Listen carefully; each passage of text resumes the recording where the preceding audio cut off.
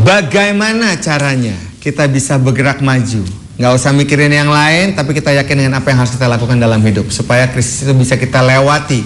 Karena sekali lagi seperti yang tadi Pak Renald Kasali katakan, krisis adalah sebuah peluang untuk kita semua, termasuk untuk Anda pagi hari ini. Tapi kalau Anda belum yakin, kayaknya belum mantep langkahnya, perlu diyakinkan. Pagi hari ini Pak Renald bisa mungkin membantu orang-orang yang nggak yakin, memulai usaha, takut gagal. Ini kan subjudulnya terapi. Marketing terapi. Kalau kita fisik lemah, kita terapi. Kalau kita pergi ke spa tuh ada terapis namanya, ya kan? Yang keluar kita fresh lagi, begitu ya. Kita harus menterapi diri kita sendiri. Ya. Pertama kita harus mengecek disebut core belief inventory kita. Ya, ini agak sedikit teknis nih, ya. Tapi sebetulnya tidak terlalu teknis. Ya. Kuesionernya saya bikin ada 100 pernyataan, kemudian orang mengisi, dia memeriksa core belief inventory-nya dia. Ya, so kita tidak akan mungkin sukses kan, kata tadi Erwin tanya, ada orang yang sangat fragile, ada orang yang happy saja. Kan kita harus mau jadi telur atau mau jadi bola, ya kan? Kalau jadi telur itu kita pegang keras, tapi begitu jatuh ke bawah, crak, udah dia nggak membal. Sedangkan bola kecil, bola tenis kita lempar ke bawah, kita pegang aja kan kenyal dia, kenyal. Begitu kita banting ke bawah dia membal. Tapi kan masalahnya seberapa cepat kita membal kembali kalau kita jatuh ke bawah.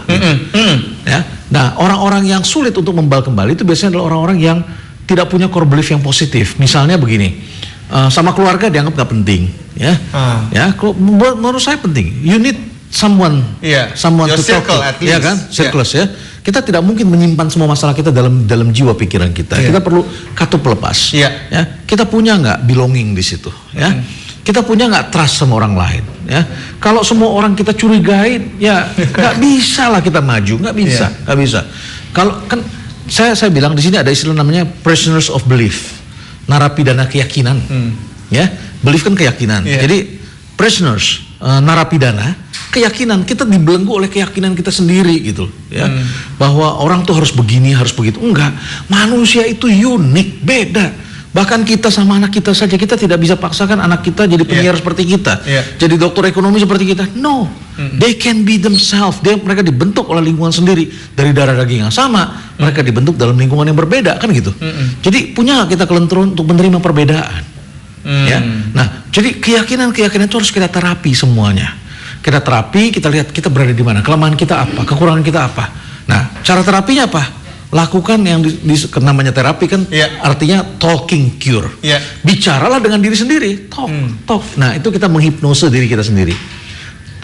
Misalnya kita bilang begini, bisa nih, bisa. Jangan bilang, ku bodoh, tolol. Akhirnya kan kita jadi bodoh bener. Akhirnya kita berperilaku kalau ngomong orang kita gini-gini, kita jadi ngelucu yang kita bodoh, gitu kan? Karena kita bentuk diri kita dengan hipnotis diri kita dengan monolog itu, gitu.